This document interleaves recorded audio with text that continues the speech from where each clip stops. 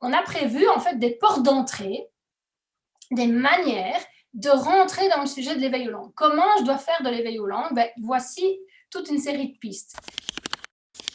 Alors, la première chose que je vais vous suggérer de faire, et qui est très facile à faire, c'est de créer un coin éveil aux langues.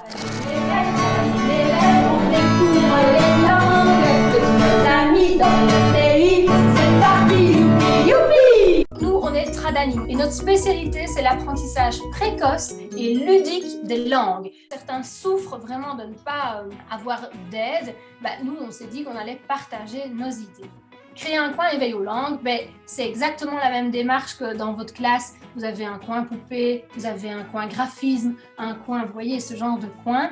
Eh bien, vous allez aussi symboliser quelque part, ça peut être un pan de mur plutôt qu'un espace à proprement dit, mais il faut que quelque part dans votre classe, c'est un conseil qu'on vous donne, soit formalisé l'éveil aux langues. Pourquoi? Parce qu'on va simplement faire passer de l'abstrait au concret en disant, oui, là, on va formaliser des choses.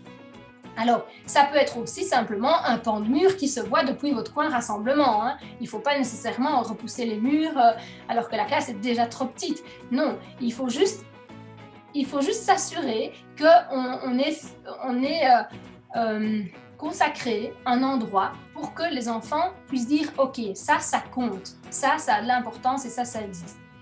Qu'est-ce qu'on va pouvoir y mettre? On va pouvoir y mettre tout ce qui symbolise l'éveil aux langues. Donc, nous, on met une map monde, on met notre mascotte, on met les référentiels aussi.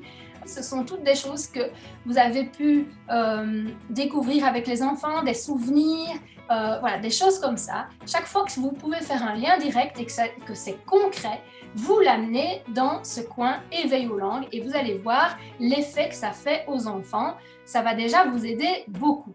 Ça va aussi ramener à votre conscience que, ah oui, il y a éveil aux langues, donc ça va m'aider à y penser continuellement, parce que c'est bien ce que l'inspecteur disait, c'est pas le fait de faire 1 heure et puis on oublie tout. L'éveil aux langues, c'est vraiment quelque chose qui s'inscrit dans une dynamique continue en fait. Comme on a dit, efficace, concret, le plus simple possible et pas du stress en plus. Voilà, j'espère en tout cas que ça a pu avoir un effet positif sur votre pratique.